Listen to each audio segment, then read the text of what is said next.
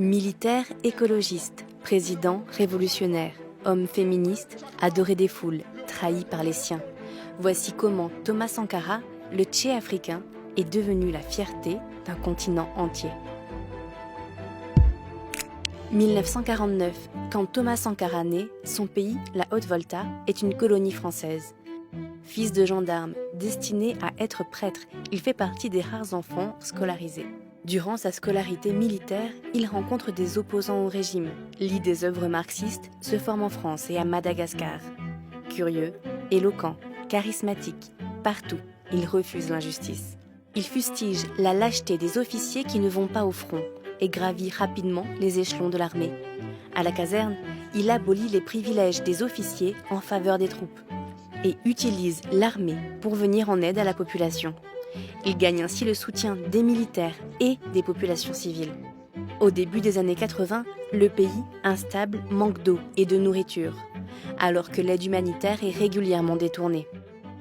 Quelques hommes bien placés s'enrichissaient après avoir agité à travers le monde des images misérabilistes qui ne pouvaient que susciter la pitié, la compassion et déclencher des élans de générosité. À son poste de secrétaire d'État à l'information, il encourage syndicats et journalistes à dénoncer la corruption.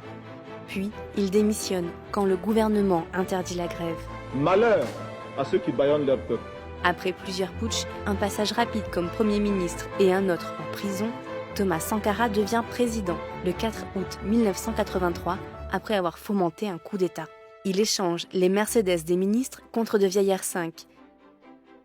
Il fait participer la population dans des comités de défense de la Révolution. Attaché aux mots, il s'affranchit du nom de son pays.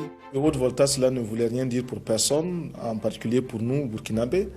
Et c'est un nom qui ne nous renvoie qu'à un passé colonialiste. Par contre, Burkina Faso est un nom puisé dans le terroir même. Qui veut dire patrie des hommes honnêtes. Ses priorités sont l'autosuffisance alimentaire et la lutte contre la corruption. Mais il mène d'autres combats. L'écologie, en créant le premier ministère de l'eau.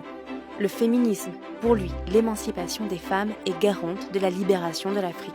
Une libération qui passe aussi par l'image qu'ont les Occidentaux de l'Afrique.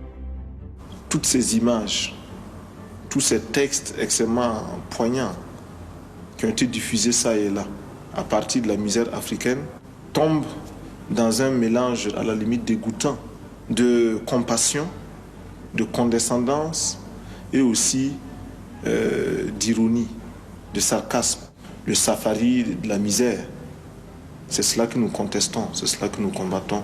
Anti-impérialiste, Thomas Sankara exhorte les pays africains à ne pas payer leurs dettes. Il prône l'amitié entre les peuples. Pour les jeunesses africaines, il incarne l'espoir d'un monde nouveau. Sa popularité dépasse les frontières.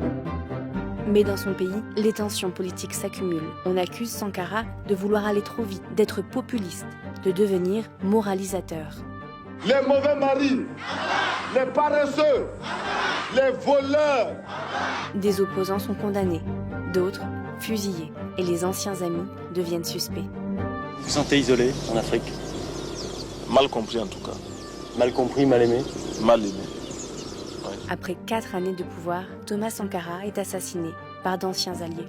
Son corps, criblé de balles, est enterré à la va-vite dans une fosse commune. Sankara, tu as été trahi par ton meilleur ami.